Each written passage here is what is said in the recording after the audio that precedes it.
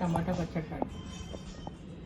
పచ్చడి చేస్తున్నా. ముందు టమాటాలు 3 కేజీలు తీసుకున్నా. అవి ముక్కలు కోసి అందులో ఉప్పు పసుపు వేసి 3 డేస్ ఎండలో పెట్టా. ఆ ఊటలో ఒక 1/2 కేజీ చింతపండు వేసి నానబెట్టుకున్నాం. ఇది 3 డేస్ అయ్యాక ఎండిపోయిన ముక్కలో చింతపండు మిక్సీ వేసుకున్నా, ఉప్పు వేసి.